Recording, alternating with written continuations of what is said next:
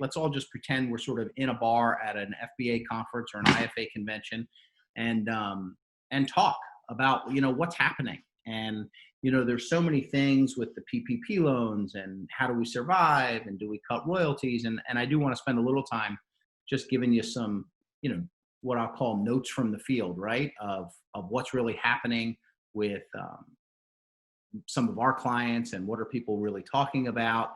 And but more importantly, I'd say sort of string out some of the conversations that we've had from people about, what do we do next? I mean, as this thing rolls out and there's so much uncertainty, but we're really dealing with, entrepreneurs, franchisors, brokers, consultants who are on this call. We're all playing in that same sandbox, and we wouldn't play in this sandbox unless we were comfortable with risk, comfortable with uncertainty. So, how do we position ourselves? How do we position ourselves as professionals for what comes next? Now, I think, and maybe you've heard this, so if I'm repeating it, although I think it bears repeating, this is the calm before the storm, although maybe that's a bad analogy. This is the lull before a potential boom. I've been in franchising. Those of you who know me, I'm a franchise attorney. We represent about 250 brands, mostly emerging brands. I've had my firm for 10 years now. And before that, though, I sold franchises and I was a franchise broker. So I come from the sales and development side of things. Yes, I'm an attorney.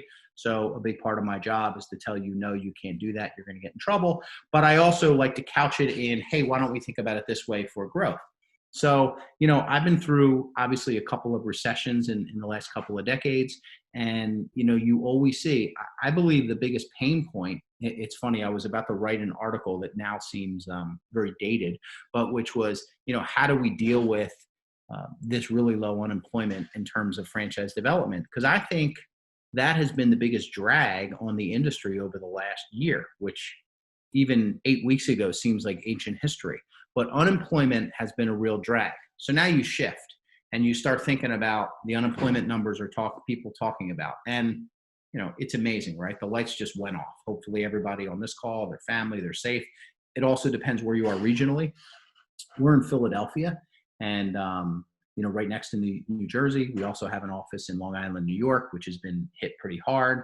I have some pretty direct connections to people who've had the virus. Thank God nobody, everybody's kind of rode it out, but we got turned off pretty quick. So it's, we're coming on like 3 or 4 weeks now of things not being normal. As it rolls across the country into middle America, things are getting more and more shut down. So, when does this come back on? None of us can control that. And something I tell my kids, something I like to sort of teach to clients is you say, you stress about things you can control, things that are out of your control. You just have to play it out. So what is in our control? What do we need to do as an industry to be thinking about what we're not going to come up with a cure for this. We're not going to come up with any sort of way that this is going to stop. None of us. So, ultimately it's probably not going to happen for a while. It could be a couple of weeks. Those of us in the restaurant, a lot of restaurant clients are feeling real pain right now. Even when things turn back on, the psychology of things that are happening in America may not come back so quickly. So we have to really be thinking about ourselves. But, so here's the silver lining. Things will slowly start to return to normal. But what won't probably happen is you probably won't get the employment to run back, the person who was getting that 6-figure job. And so for the franchise brokers on the call and for the emerging franchisors, that kind of employment. Now, you may have to rethink your business model. You may have to shift as a restaurant or a service business, or if you're in entertainment or travel, you may have to make some course adjustments of what that new reality is. But I think you have to really be thinking about franchise development coming. So my main theme, the main that Chelsea and I were talking about, an idea for this webinar. And as she said, I don't really love PowerPoints. Those of you who have been to my meetings that I host at the Philly Franchise Association, we do it as an open forum, an open discussion. I think people learn more by just talking it out. So, on that point, feel free to, throw out questions and we'll just talk about this. But my main theme is how do you want to be viewed? I heard this. I think I heard this on a station. So this isn't my idea, but I'm going to repeat it.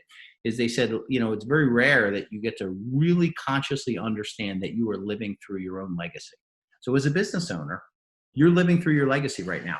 What you do today, how you treat all your stakeholders, how you treat your vendors, your employees, your franchisees, your prospective franchisees, how we treat one another in the industry, how the franchisors treat the brokers, how the brokers treat the franchisors is going to really be remembered. So my main theme is in October, when leads are coming in and people are calling your franchisees for validation, now more than ever, how have you handled that? And listen, if you're a big company, like some of these big companies that just say, oh, stop paying your royalties, we're fine. That's not practical. I think you have to be smart. I think you have to make that value proposition to the franchisees. Some people are deferring. If you can, it's not a bad idea to recognize that pain. But I think if you can't, you shouldn't feel guilty. You shouldn't, you should just have a conversation. Get the franchisees in your system to understand you're in this together. The health of your system coming out of this is going to be very impactful for them as franchisees. So this is not the time, honestly, to call your lawyer and club. So the big message is you have to be calm. You have to be the calm leader. You have to be that, I think the best public speech given in this whole crisis has been the Queen, if anybody's seen that. Basically, things will get better. Stay calm. And you want to be the one that your franchisees are looking at as this is the person who was calm. This is the person who was calm and just, was someone I could lean on, because I think that's what I was saying, that, you think of your forbearance and you think of the banks and they're giving some patience. But I was reading about, some of the restaurants and the PPP loans, these people who are out of business for 8 weeks, they may not even they don't even have the customers going, but it will all come back. So what can you do with this time now? You have to survive. That's number one. Plenty of webinars, plenty of people. But also, this is the time that when you want to get into the weeds and you want to think tactically, if you have franchisees I just was talking to a client of mine, and there was a franchisee who was really on the bubble, was really struggling. They were an emerging brand. But quite frankly, 2 months ago, the counsel was, let's kind of try to get them to do it as a resale so we don't have to show it as an item 20. One of the best things that happened in the Great Recession in 2008 that I remember, I had a boss. I was on the franchise development side. I didn't start the firm until 2011. One of the best lines that I think my boss said, he said, never waste a good recession, never waste a good crisis. This is the time to basically trim and no one's going to notice. So, if you're an emerging brand who's been afraid of having stores closed, you've been holding on to some of these really weak performers, maybe now's the time to say, listen, cut your losses on these folks in a kind way, not driving them out. But if they don't reopen, don't, change. The circumstances have changed. So, and for the franchise brokers, when we come out of this and you're looking, it's a whole different evaluation. Stores are going to close and stores are not going to reopen. They may have been paying too high a rent. Maybe their landlords are not going to be as kind to them as what we're preaching here. So when all of this stuff sort of spins around, you have to think about, what do I want the business to look like in the third and fourth quarter in anticipation of 2021? I'm a big believer that things will start to return to normal. And for instance, we're advising our clients, there's all kinds of stuff right now, right? Indiana, oh, you can wait on your FDD, you can wait on this, you can wait on delays. Don't grab the delays. There's no reason. You're in process. You have your FDD in process. Now if we have clients who are struggling from I'm practicing what I preach. We have a conversation, we defer, we'll do something, we'll work it out, but don't stop. Because if you stop, if you put your head in the sand, if you just say, I don't know, the world has stopped, so don't update my FDD, I'm not going to do my financial statements, try to get the funding, try to keep the lights on, because no matter what, back in the weeds here on the FDD, no matter what, if you pause and others don't, the state right? Everybody's going through the same thing. Everybody's at home. Everybody's fighting with a slow internet and things are crashing. Everybody's readjusting to this, including all the people who are at these registration states, your accountants with the CPAs. If you were 80% there, get over the finish line. Even if you don't sell an FDD or disclose anybody for 2 months, who knows? As I said, don't stress about what you can't control. So if in June we're back to normal, which we probably won't be, if in August or in September, whatever that date is, when the curve starts to come back and people start to kind of crawl out of the woods and start talking again, whatever that date is, you want to be ready. You want to be ready. You want to have your FDD. You want to be buttoned up. Use this time. If you're going to get, if you've been paying people on payroll and you furloughed them and you're able to get this PPP loan, which we could do a whole seminar on that, and people are doing that. But if you get that money and these people come and you're able to bring your team back in for 8 weeks, and your franchisees are shuttered or you have some things to do and you have some spare capacity, this is the time to pull out the operations manual, to think about the initiatives that you will be thinking about. We're hibernating. We're hibernating as a business community. So when we're hibernating, use that time while we're home to think deeply. I mentioned, 70 degrees, took a walk. We're doing it. We have a big investment in our software and our map system. We've been spending this time, although we're super busy because of the registration season, but we're obviously not outward marketing to people right now. We're using that time and that energy to think about how are we positioned? What can we do for our clients? What kind of initiatives have we put on the back burner because we haven't been thinking about it? And that's how I think you really need to you take advantage of it. It's every crisis, there's an opportunity. Every time there's a disaster, there's an opportunity. And so things are very fluid right now. And what my main takeaway is the rules have changed.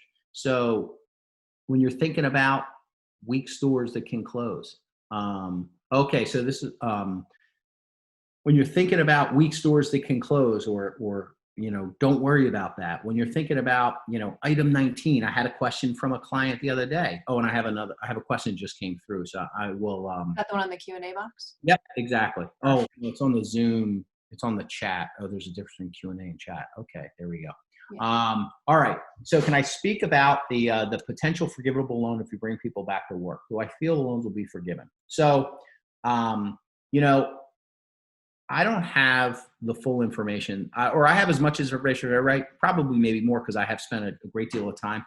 I do think they'll be forgiven. I think it's pretty straightforward. The good news is you're not signing personally. So these are not the traditional SBA loans where you're signing personally. That's risky because obviously you're taking these loans. But if you bring people back, I think that you can, no. The question is, do you need to bring them back prior to applying, or can you wait until you find out? Yes, from what I understand. And by the way, I think the best practice also is if you have a relationship or lending with your local bank, go through that.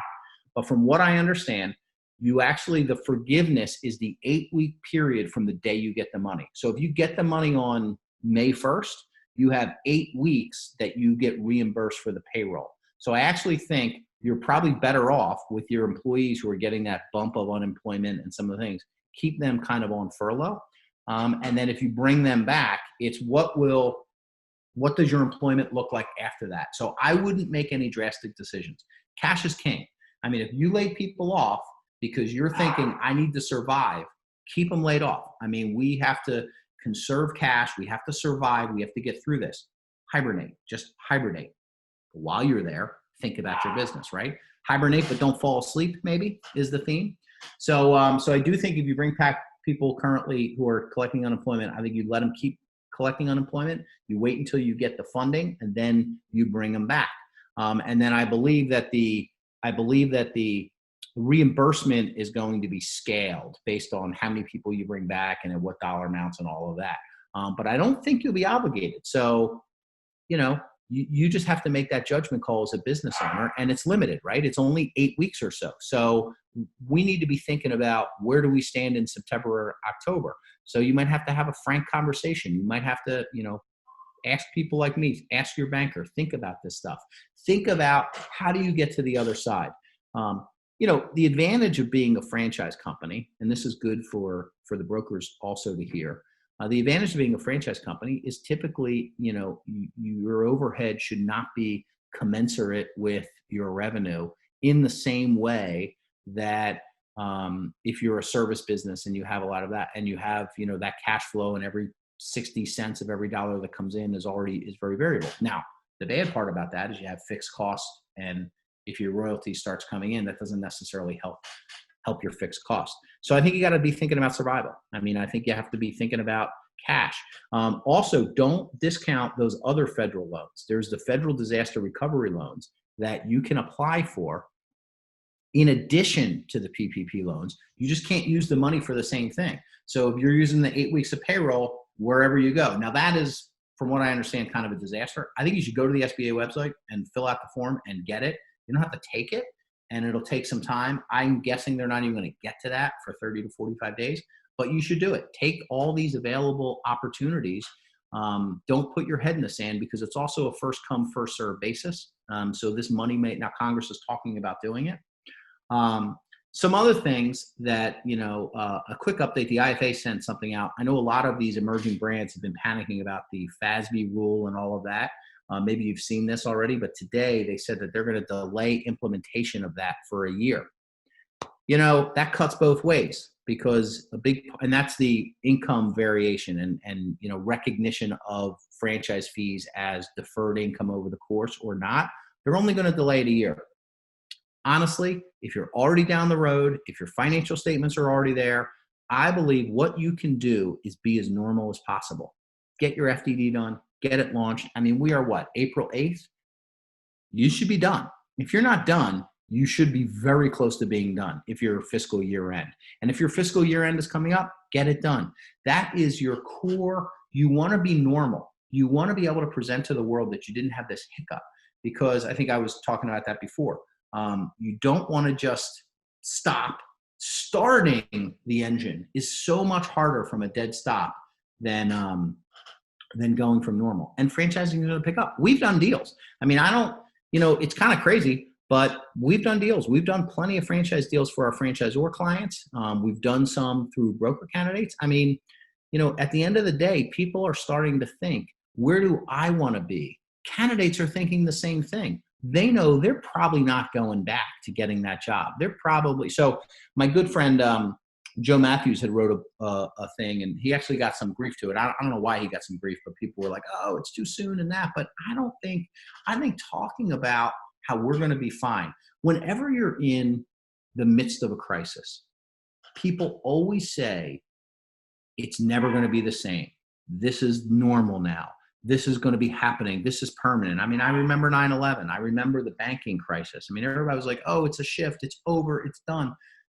If you were to go back and read the headlines and the predictions of every crisis that we've had over the last couple of decades, and I remember, I go all the way back to when I was in college, and it was the first Gulf War, right? And they were like, oh, George Bush, we're going to lose 10,000 people and everything. It was like, oh, everything's just going to stop. Now, granted, this is the worst disaster ever, because I'm sure even when London was being bombed, the pubs were open and the coffee shops were open and people could get their dry cleaning. So this one is definitely a shocker, and it's really bad. However, it always looks so much worse when you are in the middle of a crisis. So what can you control? The PPP loans, your employees. Even if you furlough them, keep having a conversation. I mean, we as a team, we're doing a Zoom call. We do a formal one every Wednesday morning, and then we do kind of an open lunch call every Friday. That, on the Fridays, we're not talking work. We're just kind of seeing each other's faces. Even if you furloughed people, keep that activity. Keep those things going on. Keep some degree of connection. Do that with your franchisees. So another question I got, should brokers have their clients continue or tell them to pause for the moment? I think, all right, so this is advice. So the question was, should brokers have their clients continue or tell them to pause for the moment? I would give the same advice I would give COVID crisis or not. Don't have commission breath. Don't be thinking about purely yourself. And it's so hard, because I know everybody was rocking and rolling and having a great year, and this was going to be a tremendous year, our firm included. I mean, we signed up so many clients and we were moving, but you need to be thinking about what's the right thing to do. How will people think about you when the crisis is over and how you acted? So give them the advice that's the best for them. If you have a candidate who had a 6-figure job and is now on furlough, and that's why they're looking, just telling them to panic and stop is not necessarily a good thing. So I think you should tell them to continue. Now, they have to be smart. I mean, we have negotiated some reasonable clauses into franchise agreements. I don't think franchisors are willing to give franchise agreement money back and franchise fees back if things don't work out. But if you have a build out, if you have something that's going to happen 6 months to a year from now, you're betting on yourself. And I would give the franchisees the same advice that I'm giving the franchisors. If you're a candidate and you're thinking of opening a business, hold on one second. I have Sandy. Is that you? Hello? Sorry about that. I thought that was Sandy calling through here, but she's muted, but I'm still getting questions. So I must be still online here. So should brokers have that? So anyway, I would say that you should give that same advice, is that candidates should continue to go through the process, because if they're not going to get that job back, if they're not going to have that, but be smart about it, be recognizing. I mean, we get pushback from one of the state regulators. What should we do about our item 19? It's too soon to tell. We can't make a true earnings claim. It's the real reason. Those of you who have done my webinars and know when I say, how much money can I make? How do you answer that question? The answer is you don't know, because it's all just buying the business plan. Well, this now more than ever is the best time to practice that. You don't know. You're a liaison for them to make the best decision for them and their family.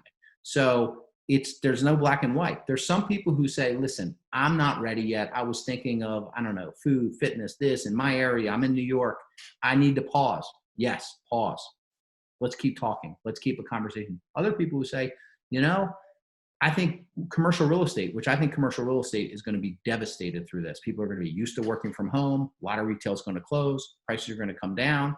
So if you're a local community-based thing, if you're a new business, you're going to open up without any of the baggage of the payroll that didn't get paid, all that pain of what we were talking about, and forgiveness of loans and straddled with debt. You're going to be able to go in as a franchisee potentially and open up in October, November, or January with none of the baggage of the closure, competing against businesses that were hurt.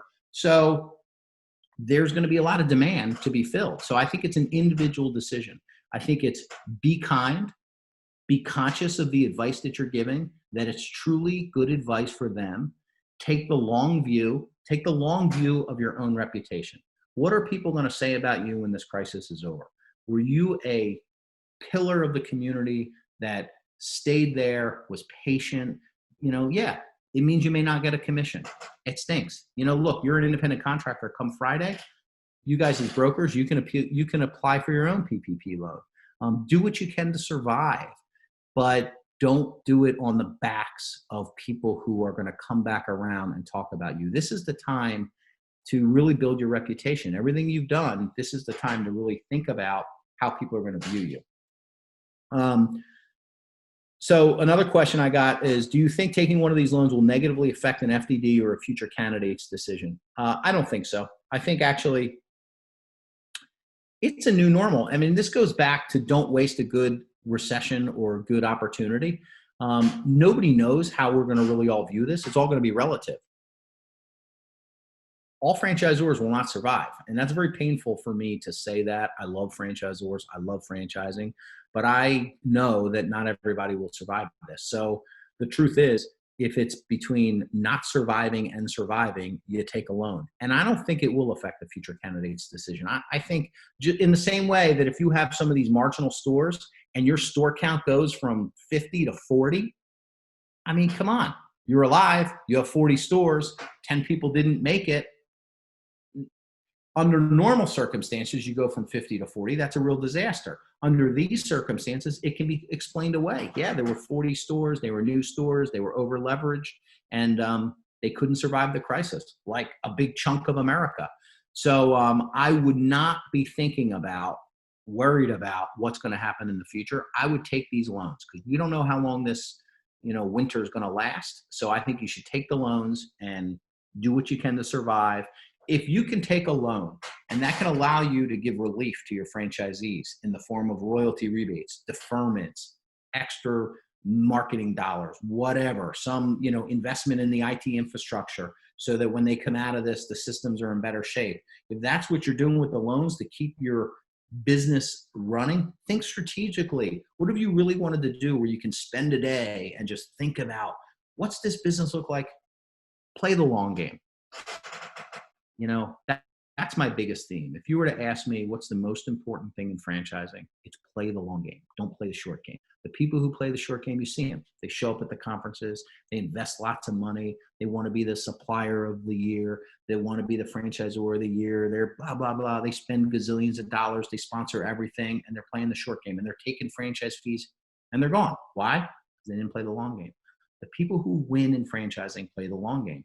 Now more than ever, you need to play the long game. So if taking a loan, will it negatively affect your FDD? Your lawyers like us, we'll figure out ways to sort of package that and talk about that.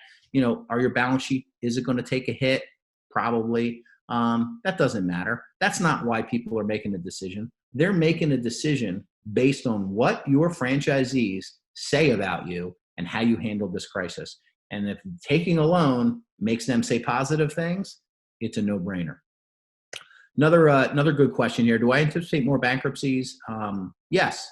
So I think so, but it's all relative. So I think that everybody is going to come through this with scar tissue. Everybody, right? So it's one of the reasons I say don't stop. The old joke, I love telling, I've told my kids this, of, you're camping and you hear a big bear outside, you're in the tent with your buddy, and that bear's coming around and he's hungry, and you get up and you start lacing up your sneakers, and your friend turns to you and says, "You're crazy. You can't outrun a bear." And you turn to your friend and say, "I don't need to outrun the bear. I just need to outrun you." And as harsh as that story may be, that's how you got to think as a franchisor. All the explaining in the future and the marks and the FDD, we're all coming out of this with scar tissue. We're all coming out of it. But it's how bad are you compared to everybody else in the market. It's all a relative measure. Think about yourself, focus on your franchisees, focus on your system, focus on your unit economics when they come back. And then that's I think where you really need to be. And that's how you position your brand. Any chance for forgiveness from the government in the future so these marks don't need to be notated? I doubt it. I think that one of the challenges people were clamoring with some of the states and, do we need to do this, is that, you got to remember, the FDD is written to protect franchisees. It's a picture in time. It's a real picture in time of what happens. I wouldn't even advocate trying to open up a can of worms and trying to re-litigate what should be and should not be in the FDD, where you're going to expose yourself to everybody else who wants all this other bad stuff. So I think that it can be explained. We had an examiner pushing back saying, hey, you need to put a risk factor that, some government has closed that and COVID. Look, if you're a franchisee candidate over the next 12 months and you didn't know about this crisis, then you're probably too dumb to buy a franchise. Everybody knows about it. So this is something that is just out there and it's aware. So no, I don't think there'll be any changes, and I don't think there need to be. The bankruptcies, I even think if there will be more bankruptcies for sure. We've had some calls. But it is what it is. I've always said that, by the way. There's a huge difference in the FDD between litigation and bankruptcy. Litigation, I think that can be avoided. I'm a big stickler about that. I think if you're a franchisor and you're fighting and taking people to court, there's any of us in the industry know there's 19 steps that you can avoid that pain. Bankruptcy, that's part of the American equation. That's part of American capitalism. You get to reboot. You get to hit the startup button. You are encouraged to borrow money, take risks, try to build a business. Guess what? Doesn't always work. Some of our greatest businesses have been built by people who failed many times. So, some of these scars are just part of, that's what people buy, right? Remember the basics. This is like a time to get back to basics. Why do people buy franchises? They don't buy them for your item 19.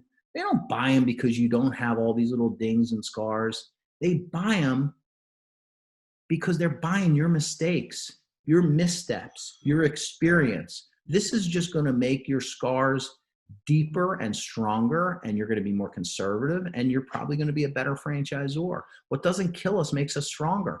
People go into business. You're scared right now as a franchisor. But think about the person who's a corporate executive pushing paper for 120 grand a year, who has no control over what's going to happen. That's the person that's going to walk to you in 9 months and say, this was horrible. I have so much left in my 401k. That's actually now a 201k because it got cut in half with the market. But I need to do something for my family. But I've never been in business before. What do I do? How do I go about that? That's the person that you're going to coach and you're going to teach. And all this stress and jumping on this webinars and all these things, and that's really for the brokers too. All these things you're going through right now is going to make you have better perspective. It's not about the short-term money. It's about helping a person start a business and you sharing in that success. So, recommendation do I have for ZORs and Zs for their employees regarding money or training, how to overcome the pandemic? Yeah, I think that's a good idea. I mean, I think that's a very good idea. I think good tactical advice is to say, hey, if I'm a 100-seat restaurant, maybe I need to be a 60-seat restaurant. Maybe I have to take some extra precautions. If I'm a gym, maybe I have a hand washing station where in the past I used to just, I didn't even think about that. So I think there's some definitely things. This is going to be with us for a couple of years, this mindset of germs. We're out a country of germaphobes. So what can you do? I think that's a very good idea. These are the deep thinking that you should use this period to think deeply about how do you really get to that. So another question was, is it similar to our credit scores after 2009? Yeah. We're still, that's a great question. So somebody asked a good question about, think about the credit scores in 2009. Think of how many people got hammered with the market crash and with their credit scores and they couldn't pay bills and they got kicked out. But guess what? Within a couple of years, people are buying homes again. So it's the same thing. You said, yeah, I had this happen to me during the crisis. And people say, oh yeah, that makes sense. Which, by the way, that's one of the silver linings.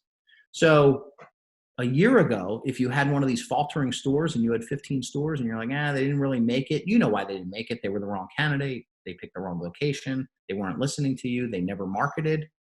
Maybe those guys don't come back on the team. And maybe they're happy about that. You had to explain that away before. Well, they were the wrong person. We picked the wrong person, blah, blah, blah, blah, blah. Now you say, COVID, We reopened 80% of our stores. We reopened 75% of our stores. That will not be an uncommon thing to say.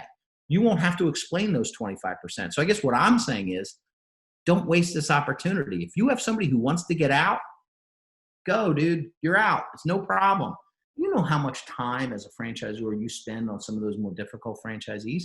If they have a path to move on, so that you're leaner, meaner, and stronger when you come out of this, that's how you have to be thinking, right? What happens in hibernation? You lose weight. You're going to shed some pounds. Shed all that stuff. Get back to when you were really a pure startup and you were looking at your QuickBooks and every $100 you spent, you were like, oh, that mattered. That's how you should be thinking right now. I'm sure that's how people are thinking right now. But yeah, so that's a great question on that. So I think you have to really be thinking about, this is the new reality. We're going to be a germaphobe culture for a while. And when you get to the point, so add that stuff into your operations manuals. Think about when the stores open back up, what is that going to mean? What kind of training do you have to do? And I don't know. I mean, that's going to be specific to every brand. And for the brokers and consultants on the call, you also have to be thinking about, don't have commission breath. Think, read, understand, where's this thing going to go? Start developing these relationships that are long-term in nature. Hey, start exploring now. So do I feel this is the time for weak Z's to fall out of the system and the franchise will grow stronger? Yes, exactly. I believe that. Weak franchisees always kind of hold down a system, right? And so this is like the new normal.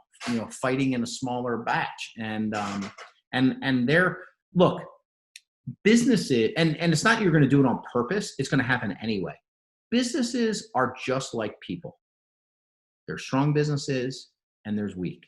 The people who are succumbing to this virus are people with underlying conditions, right? How many times have we heard that on the news? Underlying conditions. And I have family members and people close to me with underlying conditions, and I'm scared to death that they're going to get this virus. But businesses are the same. If you're a business with an underlying condition, you're bad at marketing, you don't have good store counts, you were barely making money, you barely made the payroll before the pandemic, you're in trouble, you know?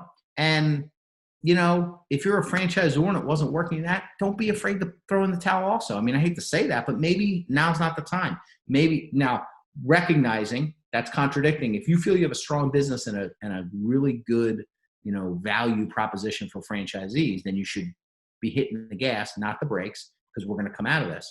But if you don't and you need to reinvent yourself, maybe you stop franchising and you hit the brakes on everything. You go back to your corporate stores and you spend a year, recognizing it's going to take you a while to get back up to speed from a slow start. But if you have to explain to the world, hey, interesting, Jane, why did you stop franchising in 2020? COVID, almost lost my business. I decided to focus on keeping my family safe and keeping my economics, and I reinvented the business.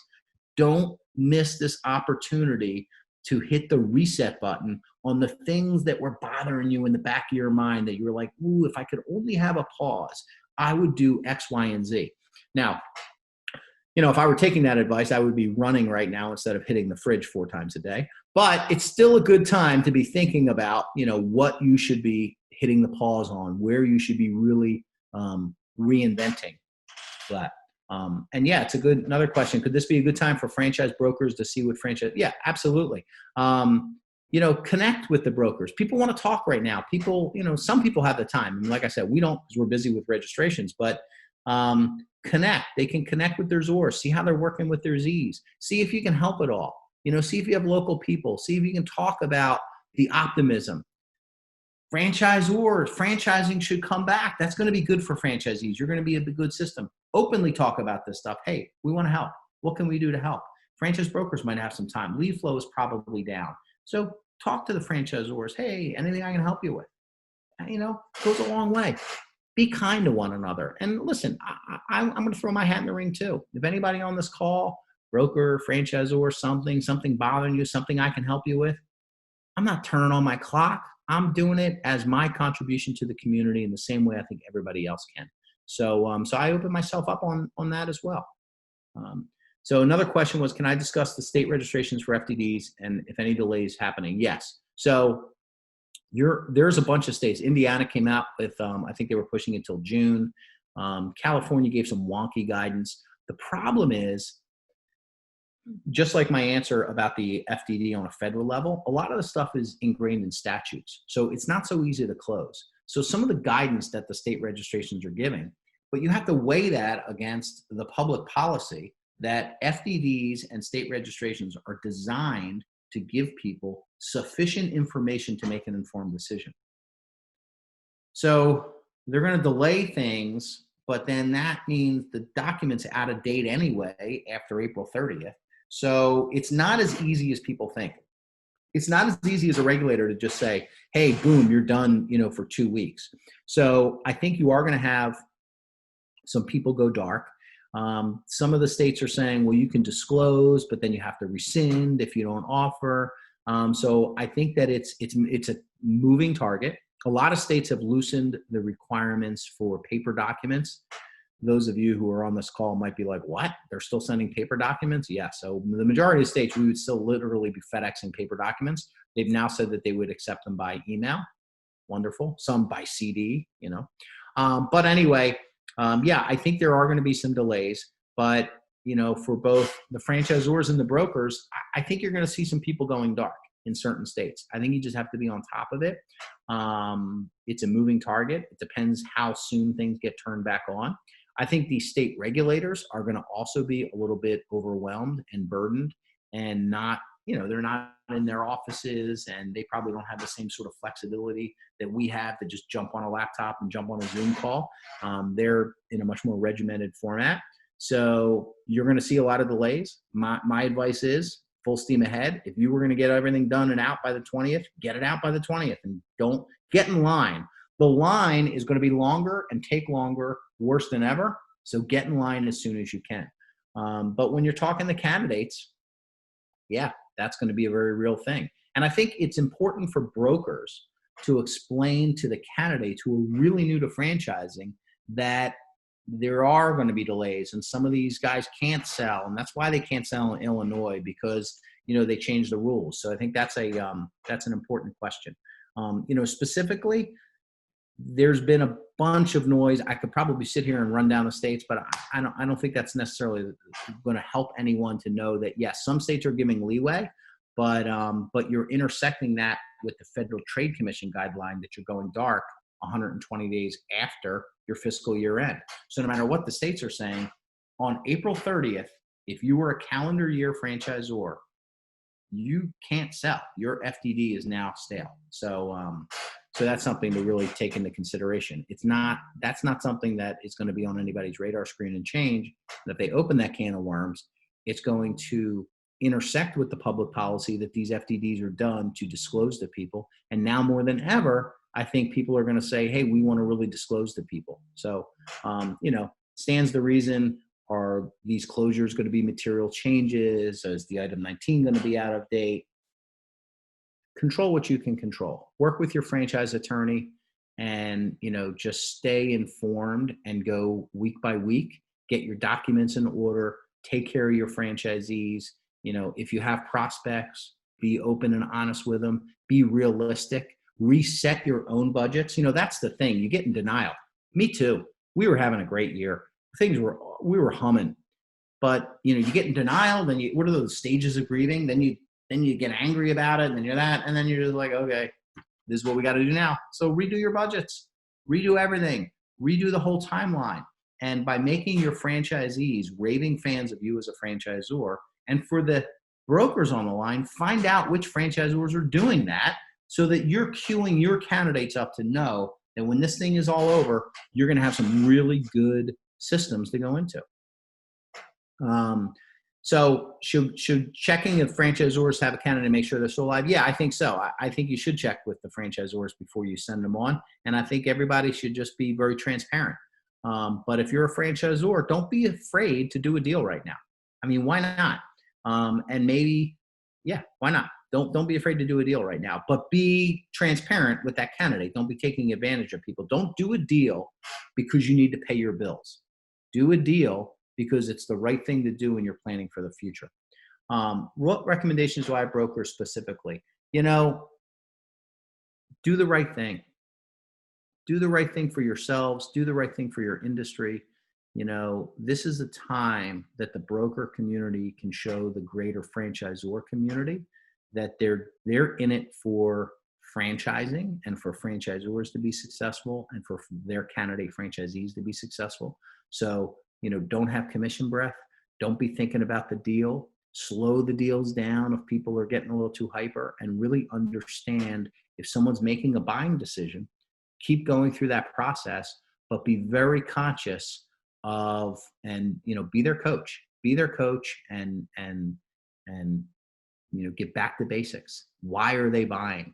Because there's more uncertainty, which from a broker standpoint, my specific advice to the brokers is this uncertainty is a great exercise in getting back to the fundamental role that you play. You're not telling them how much money they're going to make because you don't know. You didn't know it 3 months ago, but you really don't know it today because everything's uncertain. You're matching that up. You're saying, here's your personality, what I think you're good at. Here's a system that I know and I trust and I like these people and I met the owner and I think they're going to take care of you. I think you two guys would hit it off. Why don't you go on a date? That's your job as a broker. You should still be doing that. You should be doubling down on doing that and giving them the coaching and giving them the guidance and telling them, and not getting into the FDD and getting into the weeds and thinking about the numbers or trying to be their banker or their CPA or their lawyer. You're their matchmaker. You're the person that knows what makes them tick and knows what makes a franchise system tick. And you're connecting those two parts. And you're saying, call the franchisees, see the franchisors. Maybe that's what you do. You pick up the phone and you call the franchisor and you say, hey, how are you doing? I want to send you candidates, but I want to know, how are you feeling in all this? And if you're getting that warm feeling that the franchisor is saying, we're going to see through this and I'm taking care of my franchisees and I'm doing X, Y, and Z, then you can feel more comfortable to tell the candidate, this is a leader. This is a brand I think that's going to make it, because they may not all make it. Don't lie. Be honest about it. And I think that's That's how brokers should have a real big reality check. And I think then they're going to come out of this. Do I anticipate any new laws related to franchise sales because of COVID? I don't think so. I don't think, notwithstanding all these rules that have come out so quickly, it's too soon to tell. I think laws typically, the exception here is the disaster recovery and all this stuff that came out with the PPP loans. And I think they did a fine job on that. And obviously restaurants are hurting because they don't think it's enough and blah, blah, blah. Never it's going to be happy, but they did a fine job of getting that done quickly.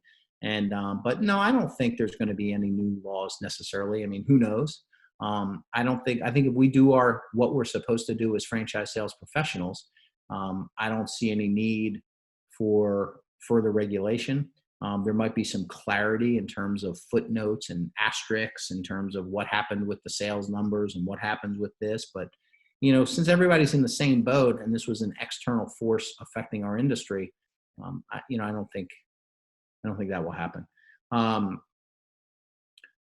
Another question is, are virtual discovery days sufficient replacement for in-person right now? Yeah, I think they are. I have a candidate who's a service business. Their business has been hurt, but not crippled. And they had some people who are still looking at it. Actually, they're closing a deal and they're doing virtual discovery days and they're getting all the people together and they're doing it. It's a Zoom meeting. It's not as good, but look, those of you who know me, I'm like a hugger and a shaker. I don't know what I'm going to do when the world comes back on.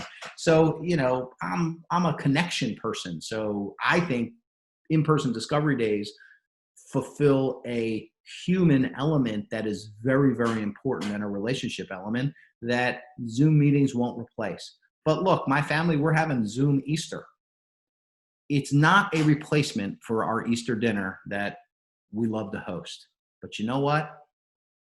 I don't think my parents should be coming into our house right now. And I don't think my brother with his young kids should be coming into our house right now. So we're going to do a Zoom meeting and we're going to have a Zoom Easter. Is it a sufficient replacement? As a lawyer, I would say it's not a sufficient replacement, but it's a reasonable replacement given the circumstances. So yeah, I would do discovery days. Why not? Maybe they're one-on-ones, maybe they're different, maybe you change the format. And I think you obviously approach COVID. You talk about the elephant in the room, but yeah, why not? You should be doing that. That's a good idea. If you haven't done that already with some of my clients, you should be setting up a virtual discovery day. People are going to be afraid to get on airplanes for a while now. And this is the new normal. So